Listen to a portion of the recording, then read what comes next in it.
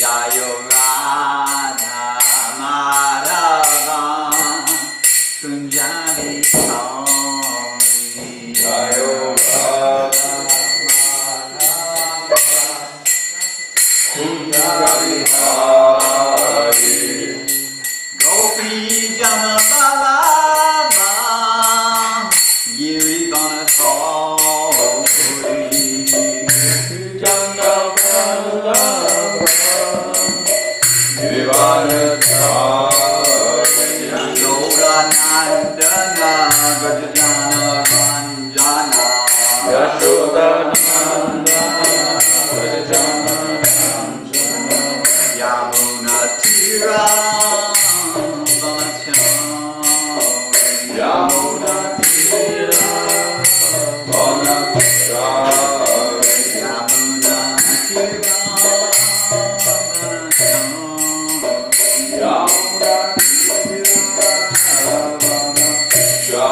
Jayo Radha Madhava Kunjani Hari Jayo Radha Madhava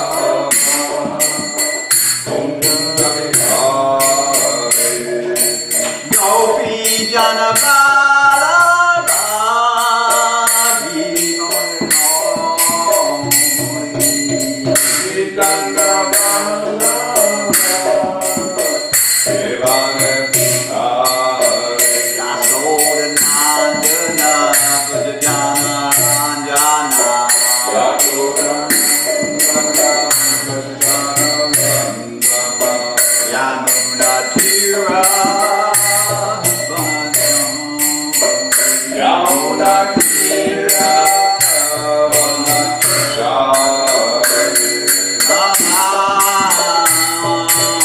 Vishnu Padaya Krishna Petaya Bhutale Srimati Bhakti Vedanta Swami Vijnanine Vishnu Padaya Krishna Petaya Bhutale Srimati Bhakti Vedanta Swami Vijnanine Namaste Saraswati Deve Gauravani Pracharine Nirvasesha Shunyavadi Bhaktatadita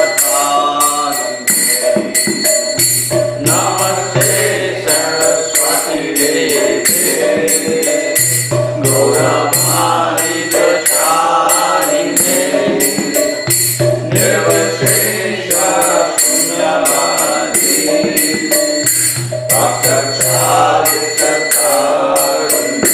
Jaya Sri Krishna Chaitanya Prabhu Nityananda Shri Advaita Gadadhara Srivastava Gaurabhakta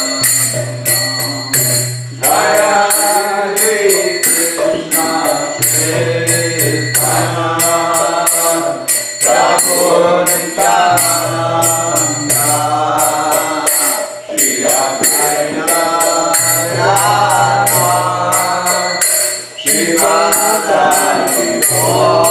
Gaurabhakta Hare Krishna Krishna Krishna Hare Hare Hare Rama Hare Rama Rama Rama Hare Hare Hare Krishna Krishna Krishna Krishna Hare Hare Hare Rama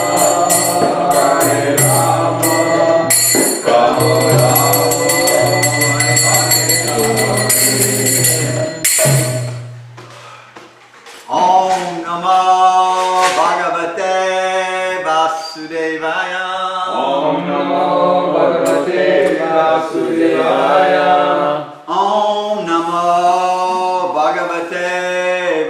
Vasudevaya. Om Namo Bhagavate Vasudevaya. Om Namo Bhagavate Vasudevaya. Om Namo Bhagavate Vasudevaya. Narayanam Namaskritya. Narayanam Namaskritya. Naram Chaiva Narottamam. Naram Chaiva Narottamam. Devim Saraswatim Vyasam. Devim Saraswati Vyasam. Tato Jayam Adiraya. Tato Jayam Adiraya. Srimad Bhagavatam. First canto, chapter 13.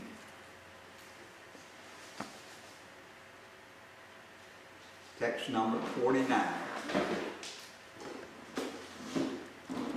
So, since we have some expert chanters here, I'll chant the line completely, and if we need to, we can slow down. But Soyamadya Maharaja, Soyamadya Maharaja, Bhagavan Bhuta Bhavana, Bhagavan Bhuta Bhavana, Kalarupa Vitirno Sham, Kalarupa Vitirno Sham, Abhavaya Suradisham, Abhavaya Suradisham.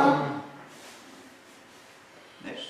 Soyamadya Maharaja, Soyamadya Maharaja, Bhagavan Bhuta Bhavana, Bhagavan Bhuta Bhavana, Kalarupa Vitirno Sham, Kalarupa Vitirno Sham, Abhavaya Suradisham, Abhavaya Suradisham.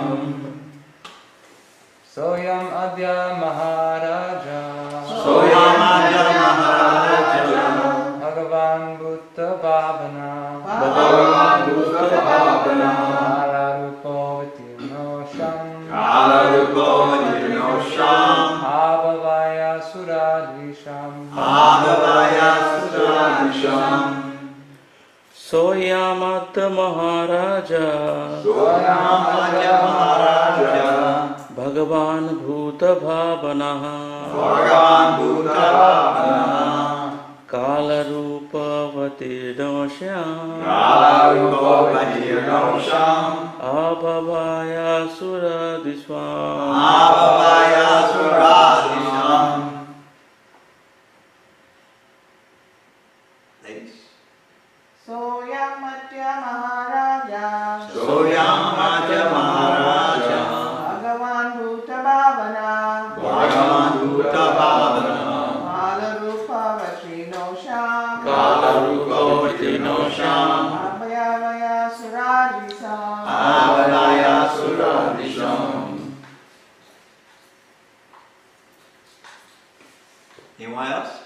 You want to give it a try? It's a real easy one, Prabhu. I know you just got here, but go ahead and give it a try. Soyamadya Maharaja, Soyamadya Maharaja, Bhagavan Bhuta Bhavana, Bhagavan Bhuta Bhavana, Kalarupa Vitirno Sham, Kalarupa Vitirno Sham, Abhavaya Suradisham, Abhavaya Suradisham.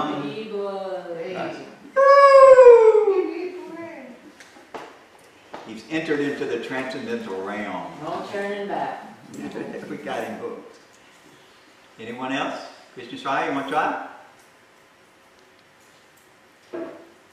Soyamadya Maharaja, Soyamadya Maharaja, Bhagavan Bhuta Bhavana,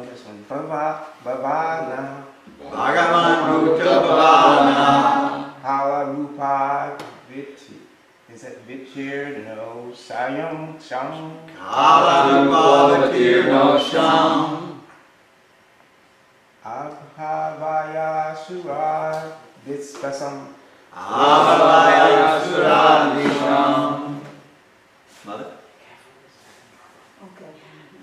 Soyamadya Maharaja, Soyamadya Maharaja, Bhagavan Bhuta Bhavana, Bhagavan Bhuta Bhavana Kala Rupa Vatirno Sham Alarupavatinosham Apabaya Suradvisham Abhavaya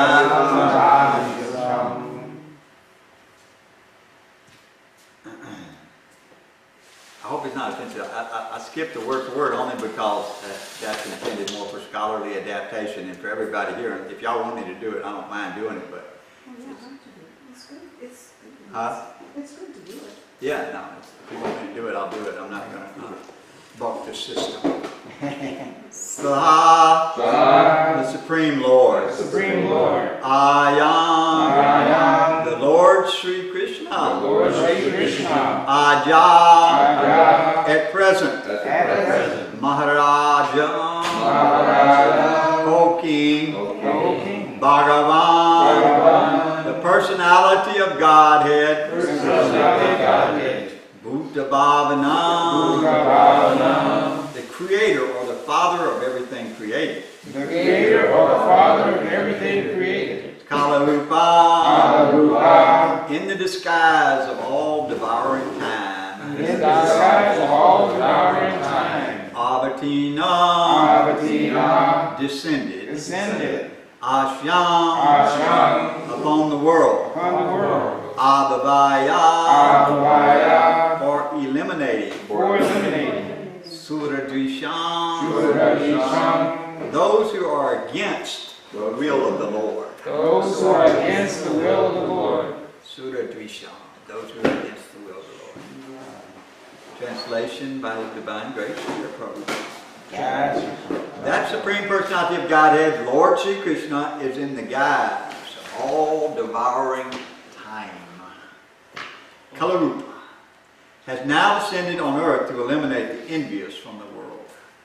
Please repeat. The Supreme Personality of Godhead, Lord Sri Krishna. In the guise of all devouring time. Kala Rupa has now descended on earth to eliminate the envious from the world. Purport by Srila Prabhupada. There are two classes of human beings, namely envious and the obedient. Since the Supreme Lord is one and the Father of all living beings, I think the emphasis should be on one.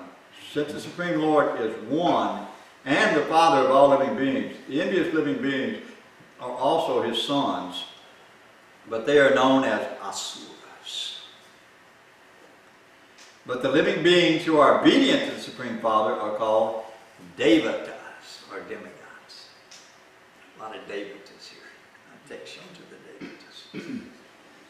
Because they are not contaminated by the material conception of life. Not only are the asuras envious of the Lord and even denying the existence of the Lord, but they're also envious of all other living beings. The predominance of asuras in the world is occasionally rectified by the Lord when He eliminates them from the world and establishes a rule of devatas like the Pandavas. His designation as Kala in disguise is significant. He is not at all dangerous, but He is the transcendental form of eternity, knowledge, and bliss. For the devotees, His factual form is disclosed, and for the non-devotees, He appears like Kalarupa, which is a casual form. No, a causal form, not a casual. Makes a difference. I wouldn't say so casual. For He appears like Kalarupa, which is a causal form. That makes sense. This causal form of the Lord is not at all pleasing to the asuras. And therefore they think of the Lord as formless in order to secure that they will not be vanquished by the Lord.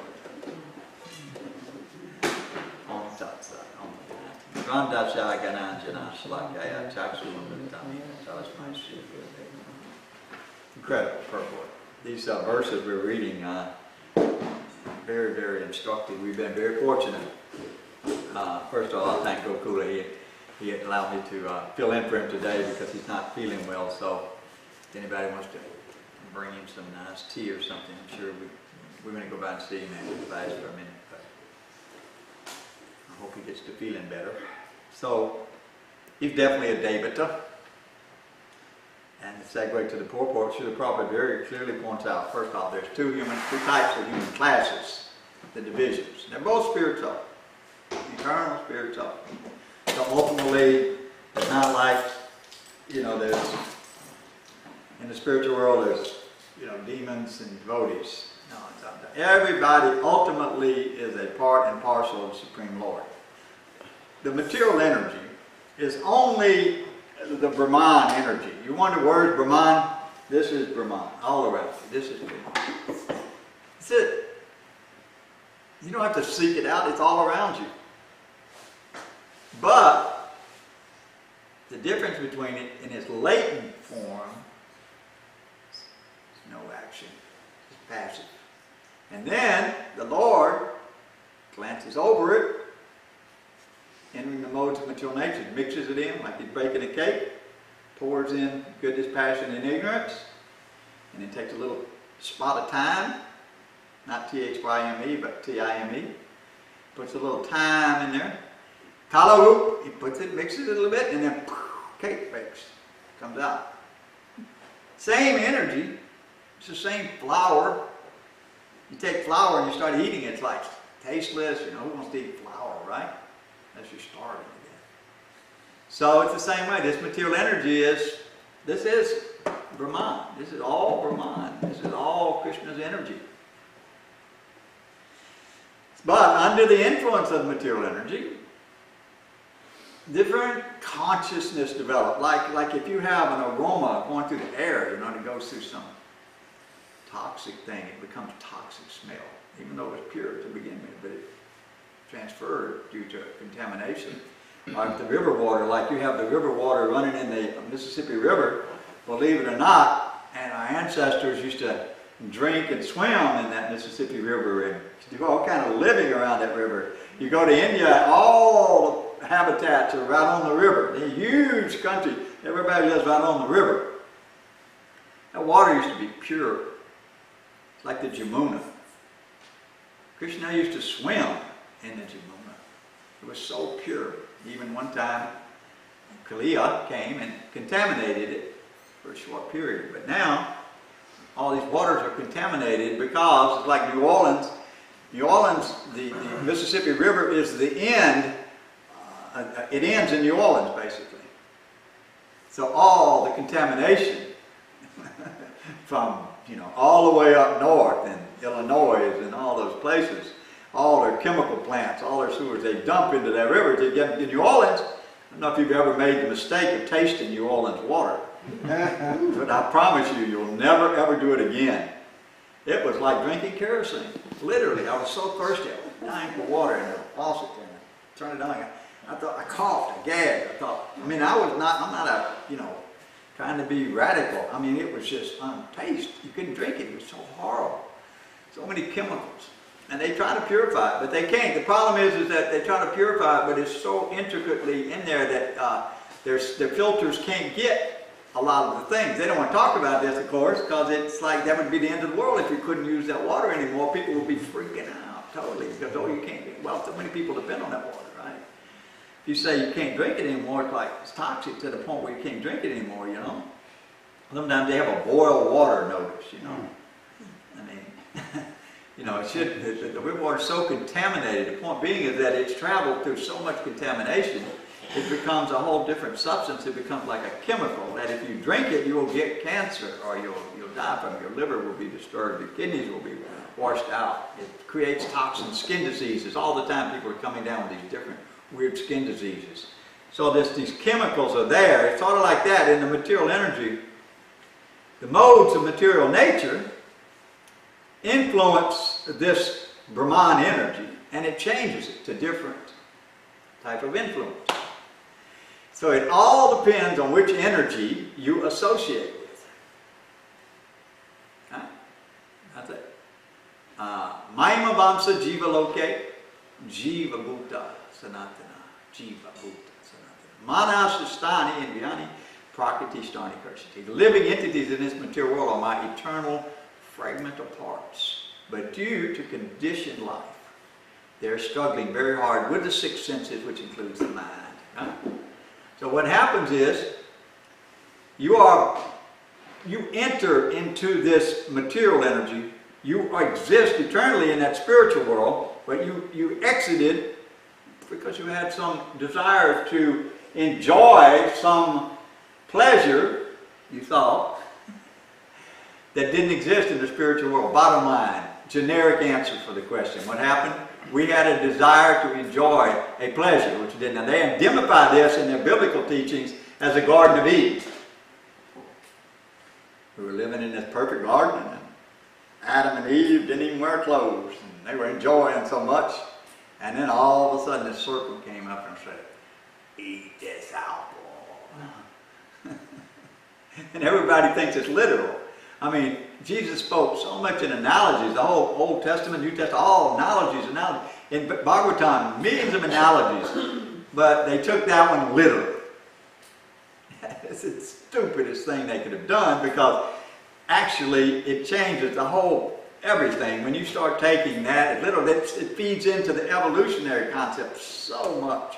But they don't care about that. They just are married to their dogma, right? So again, knowledge will always rule out. The truth will always come to the top, just like cream rises. So the truth is, the soul in the spiritual world was pure. So they make an analogy about, you have a forbidden fruit, apple, and then Eve becomes mixed in that, right? How does Eve get mixed in? How do women get the rap for all this problem, right? There was a story of Adam went to talk to God, and Adam said, everything's great, Lord, except, I don't have any companionship. I don't have anybody to cook for me and to clean for me and to serve me. I'm just, I'm feeling the need for someone like that. And he said, so the Lord said, we can do that. So Adam says, well, what's it going to cost me? He said, an eye, an arm, and a leg. He said, what can I get for a real? That's a chauvinistic joke. So, it's a joke. But the point is, people have that concept that, women were the problem because they take it literally. Like sex was a problem. Woman created. So therefore we have all these perverts running around, hating women while lusting for women, and create all these different neuroses and all this crazy material energy and loss and anger and frustration, right? The truth is simple. The spirit soul enjoys unlimited transcendental bliss in the spiritual world, and in that state of consciousness, not under the influence of the modes of material nature, but under the influence of the divine spiritual energy, we're totally happy. We're not missing something. Even if you read about Vaikuntha, you can go to Vaikuntha, and in Vaikuntha you can travel anywhere you want to. You're not limited, you're not locked into a neighborhood. You can only stay on this planet. You can no longer go anywhere else. You are reached Vaikuntha destination. Please move in and forget about anything else. People think, I want to stay here and enjoy all this variety and all this, I know it was a horrible marriage, but God, I love my family. It's like all of this nonsense attachment they think is actually happiness. And so they paint, just like the Indians, just like the British painted India as this, poor, backwards, aboriginal culture, just so they could conquer it and keep people from turning to the Vedas. I read a newspaper article from the 1700s where some British minister was writing, how can they worship just Krishna? He's a lusty prince. He had so many wives, and he went in the middle of the night and danced with girls, and the whole article degrading, Krishna is the supreme absolute truth. This is in the 1700s. The British were actively trying to denigrate the truth. So what we do, we are truth seekers. We are exponents of the truth. If we're wrong, tell me how. That's okay. If you disagree with our philosophy, tell me how. I'm open. I don't have any problem listening to your dissertation on the truth. But we ask that you also give us the same.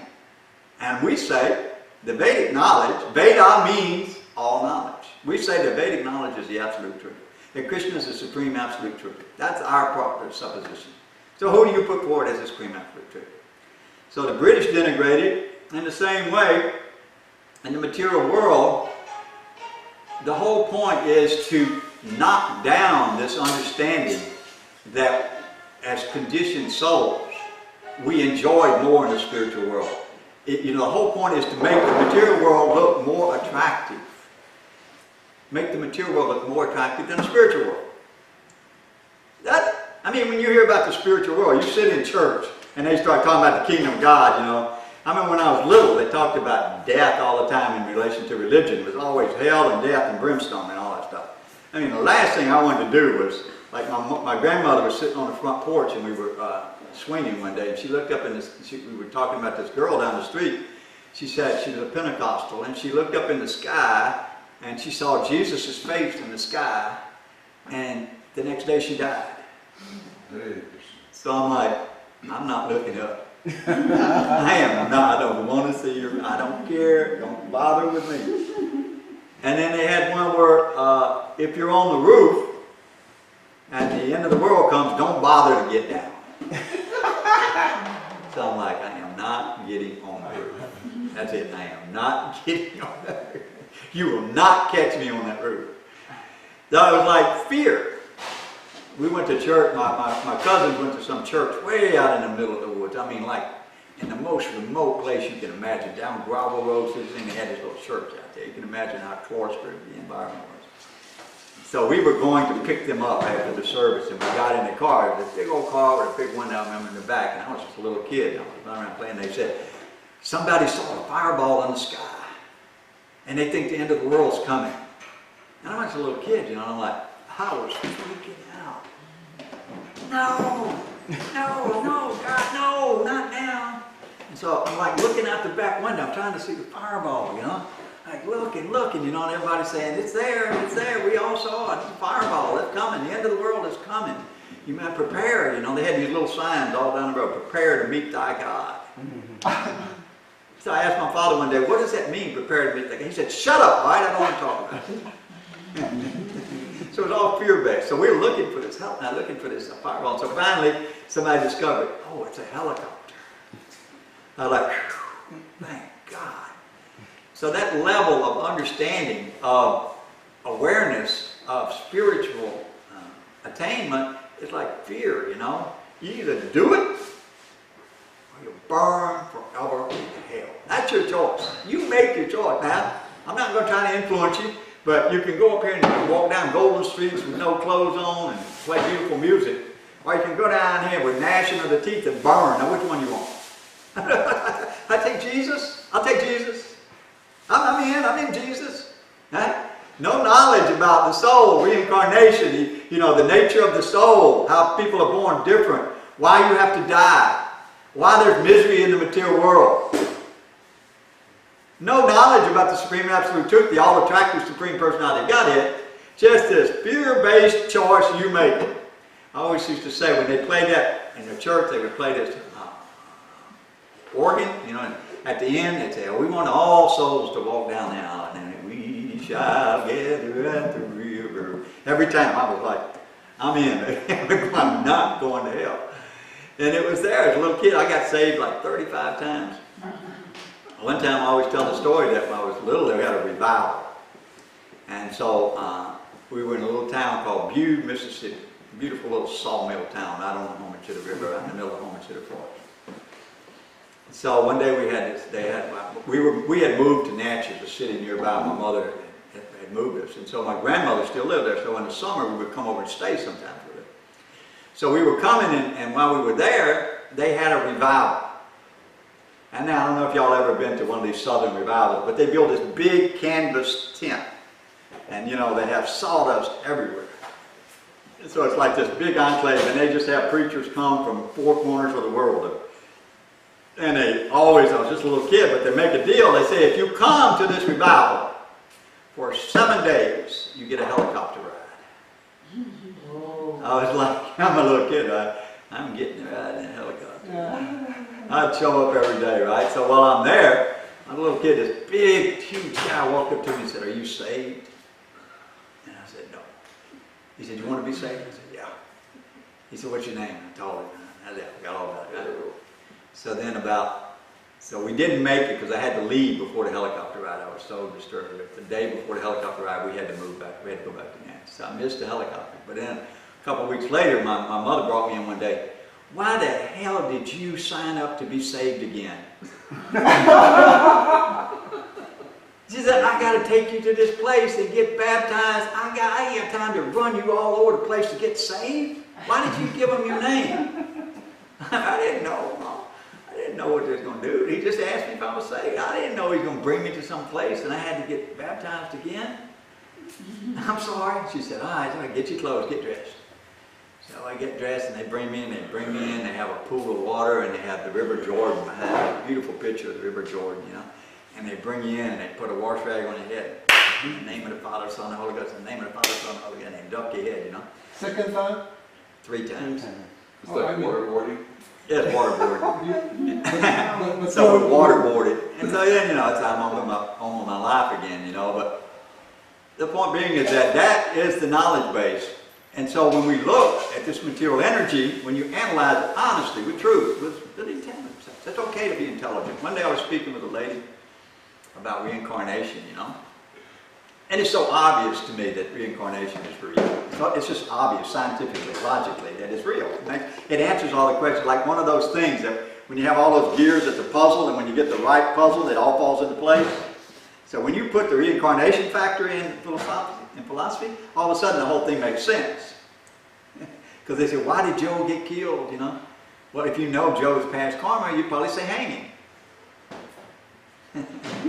So it all makes sense when you add in reincarnation. So anyway, you know, I was talking with this lady, and she was a, you know, Christian girl, and she was like, she would come to our herb stuff to kind of, you know, she was interested in herb, but she was also got attracted a little bit to the energy because she was very religious, and so she would always try to convert me, try to get me to come to her church. She would ask me, please come to my church. I'm going to try.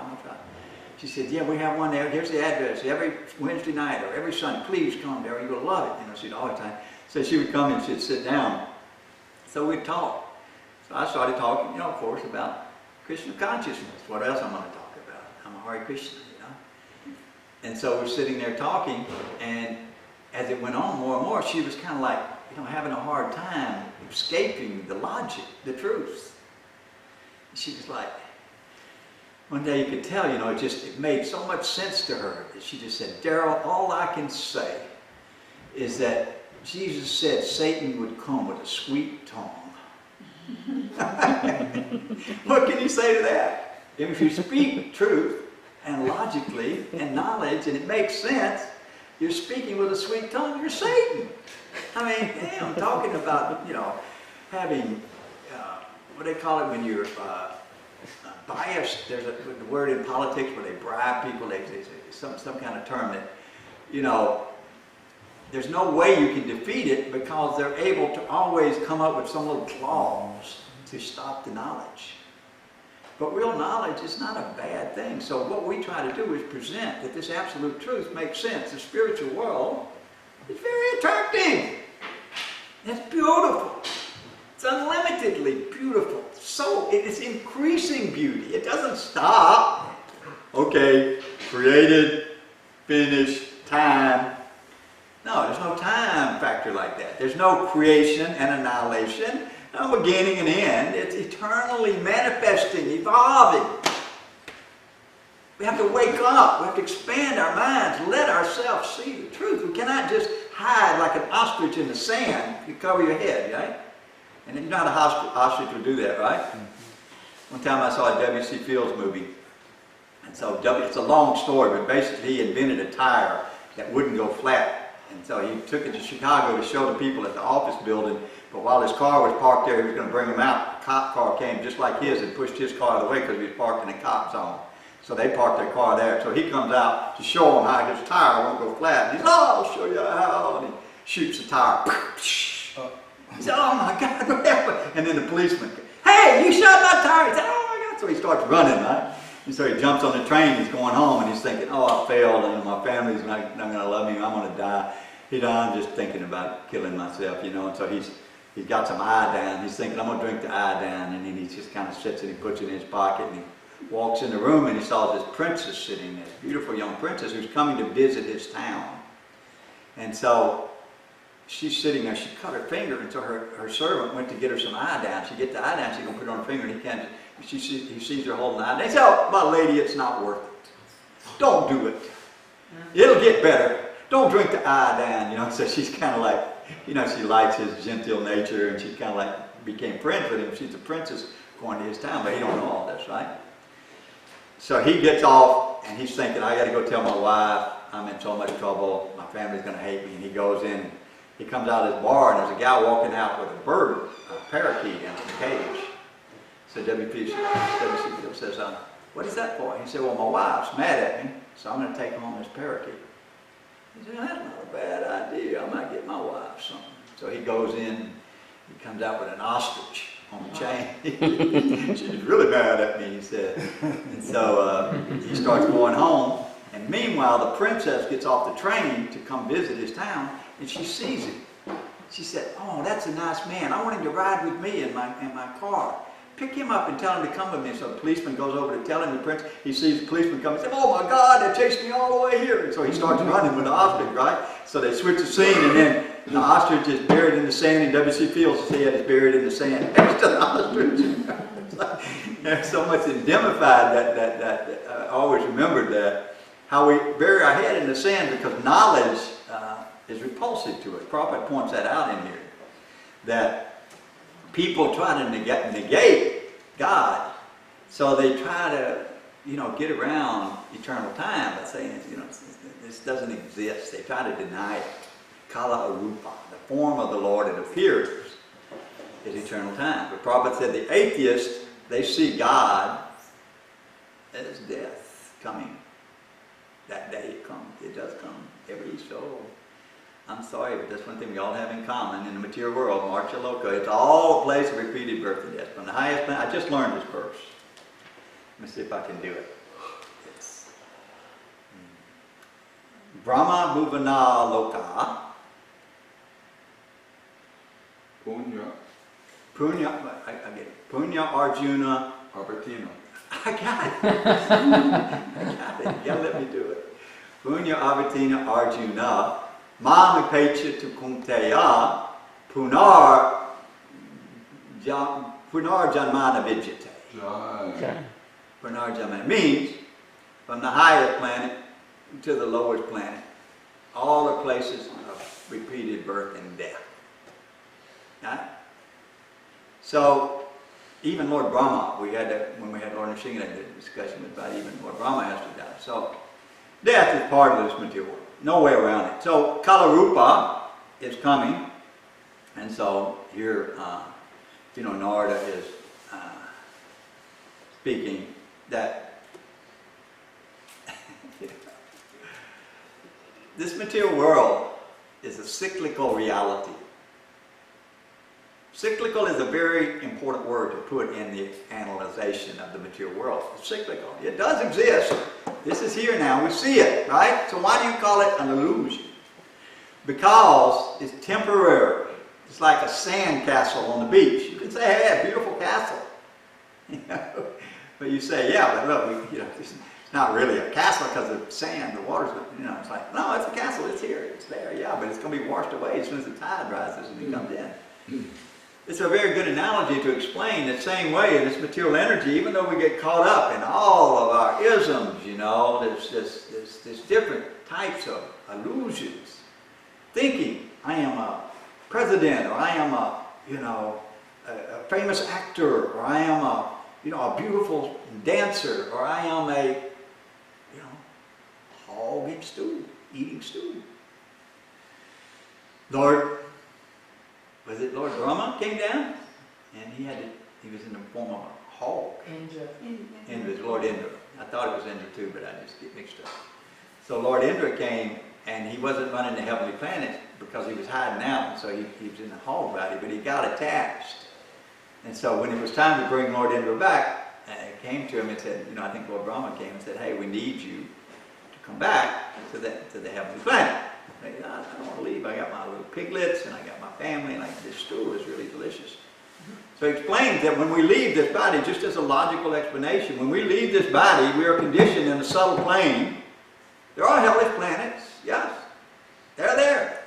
Just as sure as the sunshine is here, there are hellish planets. But what are those hellish planets? They're conditioned places. Places where you become conditioned. You learn, you get used to the suffering because you cannot possibly get purified on this material plane. It would take you forever. So it's actually a benediction. You pay off some heavy karma real quick like. And then in a subtle form, it doesn't take a long time. Then you're able to come back. So when there's one hellish planet where you're conditioned to eat stool. Time and time again. To get the taste for it. And then, there you go into your little hog body. Then it's food good to you. Like you come right out of the womb, you know what to do with it. It's the conditioning. The hellish planets exist, but they're temporary. There's heaven too. Heaven exists, but it's temporary. Very nice. You can live for billions of years. And you grow up very nicely. You don't have any pains. There's no difficulty. It's very sweet. Heaven is very, very sweet. But it still comes Sunday when your homework's due on Monday. You've enjoyed all summer long. The weekend comes. You got one more weekend, and on that Sunday you realize, oh hell, I got to go back to school and I didn't do my project. So you get that sick feeling in your stomach, like, oh, this summer's over. My day of enjoyment is over. It's the same way. At some point, even though you don't have to deal with it right this minute, so it's not relevant to you right this second, right? But eventually it comes, and that's wisdom. Wisdom means to face reality, understanding as it is. Don't as we wish it was, but as it is. That's the difference between Srila Prabhupada and these other so-called gurus that came. Prabhupada translated Bhagavad Gita as it is. No changing. Not making it okay for you. Here, you can accept me now in your big dinner parties and give me money and let me be famous, in New York City because I teach you how to eat with your right hand. And, no. Prabhupada taught you're not this body. You're an eternal spirit soul, part and parcel of Krishna. Every action has a reaction. So, if you continue on this path of being absorbed in this body, when you die, you lose the human form of life, and you end up in the 8,400,000 species of life. There's so many forms of life. They're not always human. This whole thing about, oh, no. Well, you remember your past life? Which one? The one where I was a worm eating stool? The one where I was a cockroach that got smushed in your kitchen?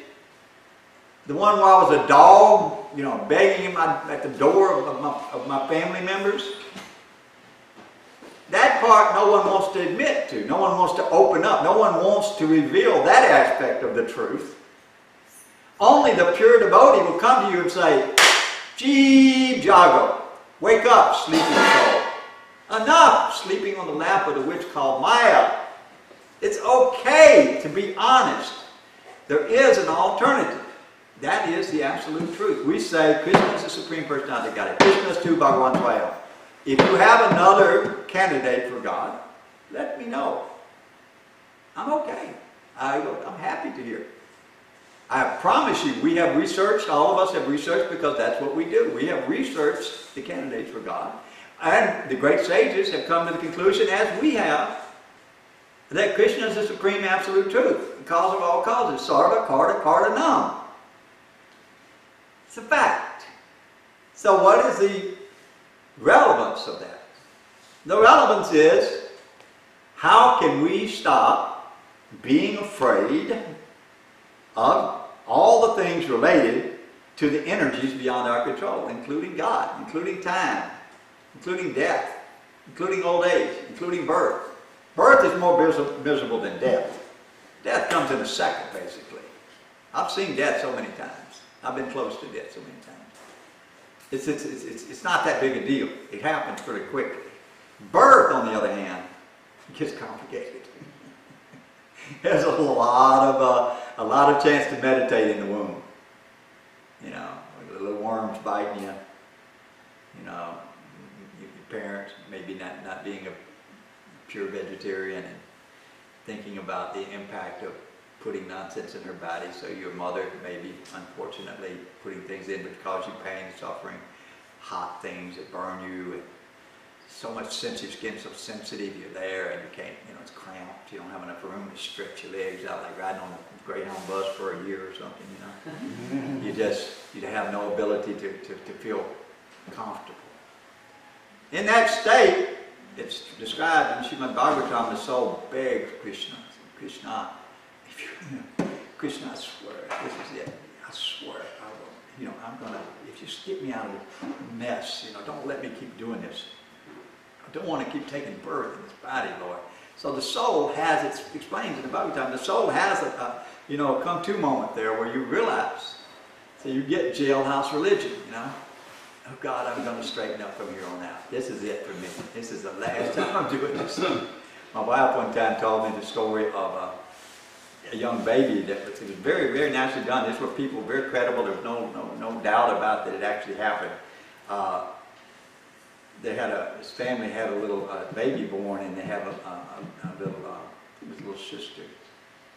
And she asked, you know, can I be alone with the baby for a minute? You know, they were a little bit skeptical, you know, it's like, why would you want to be alone with the baby? I just want to be alone with the baby for a minute. Okay, and so they go out and they box through the door because, you know, what's this all about? And so, what did she say, my lifey? The child looked around at first and walked up to the little baby in the car seat. She was just a toddler. And she said, tell me about God. Quick, I'm forgetting. Tell me about God. This soul was, you know, realizing that, like that song by George Harrison is called Cracker Jack Palace. Y'all ever heard that song? Yep. We welcome you to Cracker Jack Palace. We've been expecting you. I don't know all the words to it. It's basically the soul re-entering the material world. It made a pop hit. I mean, it was #1 on the pop, and no one really picked up on it. He was saying about the soul re-entering the material world, Cracker Jack Palace. You know, you come back in and they go, Gitchy Boo Goo, you're so cute. Jesse, you are so cute, Jesse. Look at me. Jesse. You know, Jesse's like, oh, I am special. Yeah, I am cool, you know, thank you, you know. I'm going to cry. Oh, Jesse, don't. You know, so it's like you become pampered again. Huh? Everybody's mama's pampered you. Everybody, basically, unless you're in really a miserable condition, which sometimes happens. But basically, that conditioning reoccurs, and we forget about the misery of the material world, and we start making ameliorations, Prabhupada said. So what do? On a large scale, a universal scale, they try to totally get you to buy into the fact, to be absorbed, like a lot of people don't know, but reincarnation was in the Bible. And in the 1800s, they took it out because the Bennett's and the serfs were having this thing. Serfs were the ones that had to work. The Bennett's were the landowners. So they went to the Pope and they said, you know, Pope, we need you to take reincarnation out. And the Pope wouldn't do it. This is historical, scientific fact, academic fact. And so the Pope wouldn't do it. So they got rid of the Pope and they got another Pope that agreed to do it. It's a fact. So the Pope, I was just reading about it, the Pope then, I knew it was there, but I never found any reference to it. But finally I found a reference to it. The Pope then agreed to take reincarnation out of the Bible so that people would not live for the futuristic hope. See, if you know reincarnation is there, you're thinking, okay, I got to, you know, prepare for my next life. If you don't, if you buy into this one lifetime, you know, work hard, earn money, you know, be a nice materialist, you know, and then that's okay, all you got to do is get saved and you can go to heaven. Don't worry about it. It's just that, you know, all you're here for is just to do this thing. It doesn't really make sense in a way, but people buy into it. But unfortunately for them, Prabhupada points out, just like people always say, people didn't invite the Hare Krishnas to their yoga parties. because we always bring up the fact that we're not all God. We're servants of God. They would be like, they don't invite them, they'll start talking about Krishna, you know. Water coolers. And they won't like it, you know. So, Prabhupada introduces the truth in Srimad Bhagavatam, Kala Rupa, the eternal form of time. It's Krishna. Krishna comes in that form, and Krishna makes us. And it's sometimes, like this civilization we're in, it's going to fall. People don't want to hear it. And I mean, there's so many doomsdayers who get the dates all mixed up and forget how it's going to happen. And so they give discredit to it. But it is going to happen.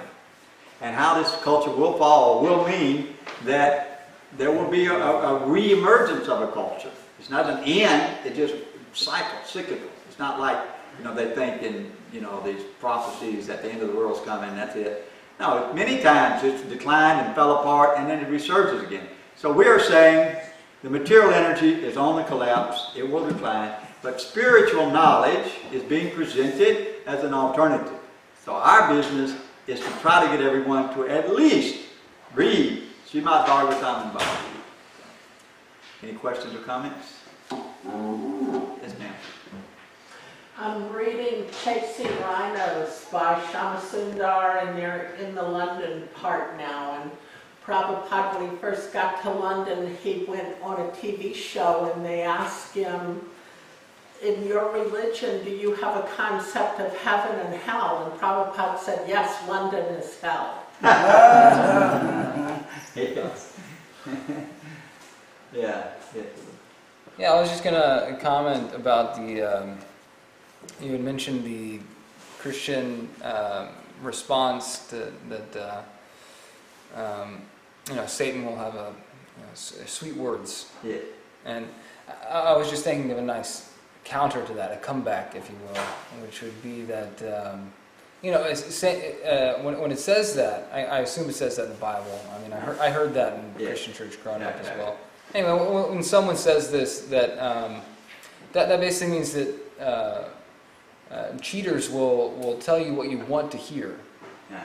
So, you know, if you're telling somebody something that they don't necessarily want to hear, that's a very good point. Yeah. that, you know, that just proves the theory of the Church of Satan, because do you want to accept reincarnation? Do you want to accept karma? Do you want to accept that, you know, you're a little tiny jiva soul and if you've been through millions of lifetimes, you're going to have to die? No. So why am I speaking with sweet? Yeah, right, exactly. Good point. That's an intelligent point. Did that lady ever come back? Yeah, she became a really good vegetarian. She's you know, had some respect for Krishna. She's not like a full-fledged Hare Krishna, but she really likes the devotees now, goes to the temple all the time. It's Jennifer, who became Linda Baker's friend later. Yeah, she came here and stayed for a week and did a study on it. But in the beginning, she was really, really, you know, just kind of like thought we were a, you know, Satan kind of thing. But she eventually, by coming, that's what I'm saying. A lot of times, if you just get somebody to come and take prasadam and hear about Krishna, the truth will rise to the top. We're not trying to cheat anybody. If we're not true, if we don't have the truth, please tell us where, because we don't want to be cheated. We're skeptical. You should be skeptical, Prabhupada said. Don't just accept blindly knowledge. Examine it. Look at it. Challenge it. It's okay. So Tad is visiting us, huh? Yes. Where are you from? San Antonio. Huh? San Antonio. San Antonio. Antonio. Oh, San Antonio. Yes. Wow. That's where Mohanasini and the Hendra from. Yeah. Yeah, I got my first book in El Paso. Steve's from San Antonio too. Who? Boxer Steve. Steve? So any more questions or comments? Srila Prabhupada ki. Jai. Jai Vaishnava.